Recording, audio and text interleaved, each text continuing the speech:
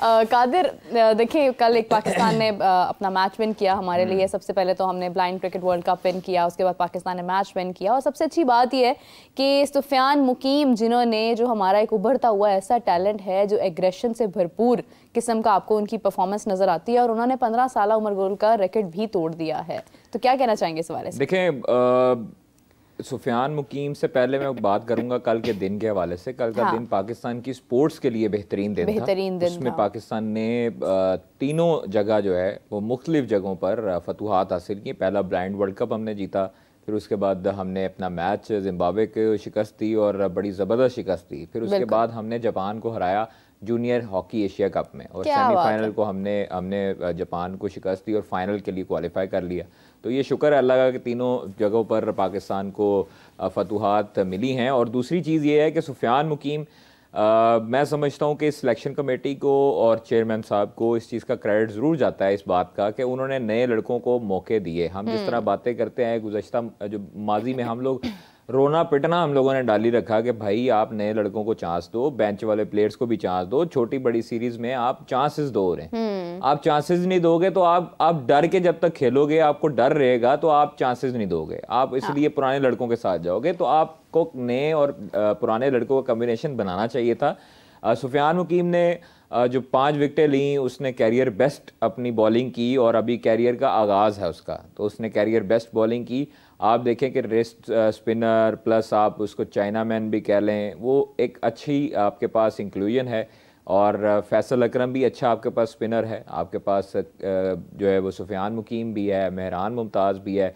तो अब लोग पुराने जो घोड़े हैं उनको भूलना स्टार्ट हो जाएंगे आहिस्ता आहिस्ता इंशाल्लाह। पुराने घोड़ों में कौन कौन आता है? मैं एक वैसे ही बात कर रहा हूँ। पुराने घोड़ों से मुराद ये नहीं है कि अब आप किसी इंडिविजुअल का नाम ले ले। पुराने घोड़ों से मुराद है कि आप चलें, उन्होंने 4-5 साल अगर क्रिकेट खेली है तो अब उनको टाटा बाय बाय कहने की ज़रूरत है। उनकी परफॉर्मेंस वैसे भी नहीं है।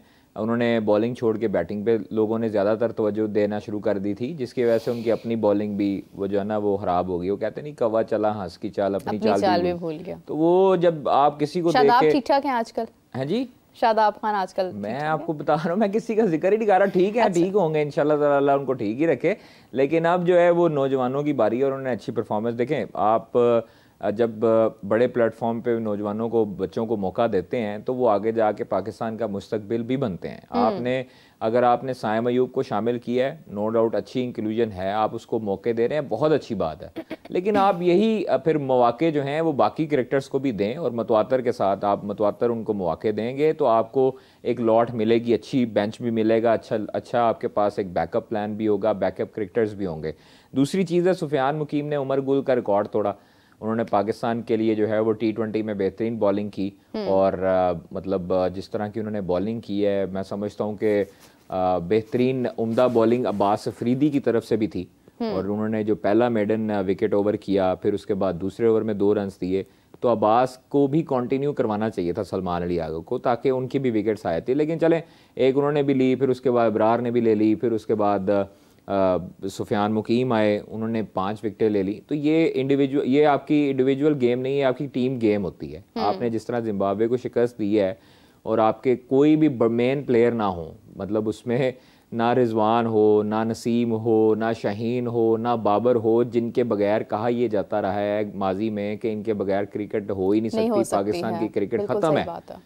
तो ये जो आपका एक बयानिया था और आपकी जो एक मिथ बनी हुई थी कि आप इनके बगैर क्रिकेट नहीं खेल सकते, वो टूटी है। और शुक्र है अल्लाह का कि आप लोगों को ये सेंस आई है सिलेक्शन कमेटी चेंज होने के बाद, कप्तान चेंज होने के बाद ये सेंस एक आई कि आपने नए लड़कों को मौके दिए, जिनको हम लोग कहते रहे कि आप इनको भी चेक कर लें, इनको भी चेक कर लें, इनको भी चेक कर लें। अब्बास जो है वो 3 साल से, अब्बास को बड़ा लेट मौका दोबारा दिया गया। उसका कमबैक जो अभी स्क्वाड अनाउंस हुआ है उसमें उसको बहुत लेट मौका दिया गया। 3 साल पहले उसने अपना आखिरी मैच खेला था अगस्त में, तो वो जमाइका में आई थिंक उन्होंने खेला था मैच, और वो आज जो है वो स्क्वाड में आए हैं। तो वो भी ऐसे नहीं आए हैं कि उनको जो है उनके बारे में कैंपेन चली हो या चीज़ें हुई हो, उनकी परफॉर्मेंस है, मतलब वो काउंटी में भी परफॉर्मेंस दे रहे हैं। 3 साल से वो कुछ लड़का नहीं बोला, वो अपनी चुप करके परफॉर्मेंस दे रहा। तो ऐसे लड़कों को खुशी होती है जब आप स्क्वाड में वापस देखते हैं और वापस उनका नाम आता है। तो इसलिए हमें खुशी इस चीज़ की होती है कि ये लड़के जब सब्र करते हैं, सरफराज टाइप के लड़के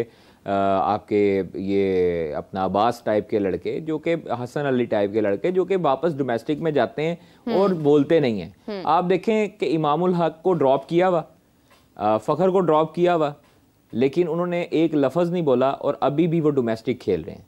इमाम की आप परफॉर्मेंस देखें तो इमाम जो है वो अभी लीडिंग रन स्कोरर रहा पीछे कायद-ए-आज़म ट्रॉफी में, और उसने बड़ी अच्छी इनिंग्स खेली। गो के उनको टेस्ट में उनको शामिल नहीं किया गया दोबारा, जो टेस्ट स्क्वाड हुआ अनाउंस। उसके बाद वाइट बॉल के स्क्वाड में हमें ये पता लगा था कि फ़खर के बारे में सिलेक्शन कमेटी ने बात ज़रूर की है, लेकिन उनका सब्जेक्ट टू फिटनेस अगेन आया मामला, वो तो माना ही था। हाँ, तो अब वो सिस्टम अभी तक जो है वो रिजॉल्व नहीं हुआ। तो मेरा ख्याल ये है कि फ़खर को एक दफ़ा मुलाकात करनी चाहिए सिलेक्शन कमेटी से भी, चेयरमैन साहब से भी, और जो इख्तलाफात जो उनके माइंड में हैं चीज़ें वो दूर करनी चाहिए। कादिर, मुझे एक बात बताएं, आपने खिलाड़ियों को बहुत करीब से देखा है, आपके उनके साथ काफ़ी देर से ताल्लुकात हैं। जब वो नहीं थे उस वक्त भी आप उनके साथ उठते बैठते थे, आज भी बैठते हैं। बहुत से नए प्लेयर्स ऐसे हैं।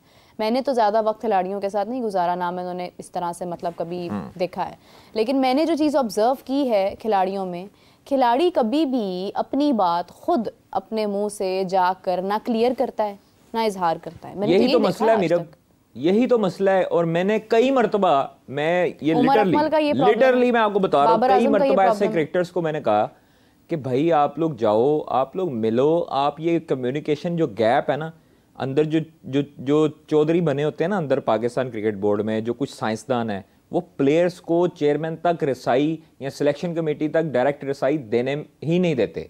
वो दरमियान में खुद आ जाते हैं ब्रिज बन के। नहीं, लेकिन अगर फ़खर ज़मान ने ओपन अप हुए वो किसी मौजू के बारे में, तो उनको क्या हासिल हुआ? अब मैं आपको ये बता रहा हूँ ना कि आसपास वाले जो साइंसदान हैं, फ़खर ज़मान तो हर टाइम मौजूद नहीं होते पाकिस्तान क्रिकेट बोर्ड में। पाकिस्तान क्रिकेट बोर्ड में जो साइंसदान हर टाइम मौजूद होता है, तो उसने अपनी साइंटिफिक सिचुएशन तो अपनी बिल्ड करनी है ना लोगों के माइंड में, अपने उसने फार्मूले तो लगा के लोगों के माइंड खराब करने हैं ना, फ्यूजन फार्मूले। तो उसने नहीं, फ्यूजन नहीं, कंफ्यूजन फार्मूला। हाँ, तो वो जो है उसने सिलेक्शन कमेटी का किसी मेंबर को पकड़ लिया, उसके दिमाग में कोई चीज़ डाल दी कि यार नहीं ये तो ऐसे चेयरमैन साहब नाराज होंगे, तो चेयरमैन साहब को पता भी ना हो पाए। ये चीज़ें मैंने मुतअद्दिद प्लेयर्स को कहा है, ऑनेस्टली उनको एक मशवरा दिया है कि भाई आप लोग, अगर ये होता है आप लोग नहीं बोलते हैं, आप लोग जाएं, आप चेयरमैन साहब के पास जाएं, आपके पास नंबर है, आप उनको मैसेज करें, उनसे टाइम लेके आप मिलें, उनसे मुलाकात करें। आप उनसे जो मिसकम्युनिकेशन चीज़ें हैं जो आपके दरमियान, जो आप समझते हैं और वो समझते हैं या बोर्ड समझता है, वो दूर होनी चाहिए। प्लेयर्स डरते हैं, घबराते हैं जाते हुए कि हमारे पे जो है ना वो तीर चल जाएगा, हम मुलाकात करने जाएंगे। ऐसा कुछ भी नहीं होता। आपकी वजह से पाकिस्तान क्रिकेट है और आपकी ही वजह से पाकिस्तान क्रिकेट बोर्ड है। आज क्रिकेटर जो हैं सारे एहतजाजन बैठ जाते हैं, आपके क्या ख्याल है पाकिस्तान क्रिकेट बोर्ड घुटने टेकेगा? पाकिस्तान क्रिकेट बोर्ड प्लेयर्स के नाम पे कमर्शियल लेता है ना। आपकी सीरीज जो है वो किसके नाम पे बिकती है? लेकिन कोई बैठेगा नहीं, आपकी जीत के ऊपर नहीं, कोई बैठेगा क्यों? मतलब आप देखिए उनको भी फायदा हो रहा है ना, थोड़े में खुश हो जाने वाले लोग हैं हमारे पास। हैरानगी, अफसोस इस बारे में होता है कि आप जब टीम में होते हो ना, आप बुराई को बुराई नहीं कहते, आप बुराई को अच्छाई कहते हो, और फिर आप लोग अच्छाई करते करते जब आपके साथ हुद होती है और आप टीम से बाहर हो जाते हो और फिर आपको पता होता है कि आपने टीम में वापस नहीं आना, उस टाइम आप रोना पिटना डाल के बैठ जाते हो। आप मुख्तलिफ स्क्रीनों पे आके, टीवी चैनलों पे आके अपने रोने शुरू कर देते हो।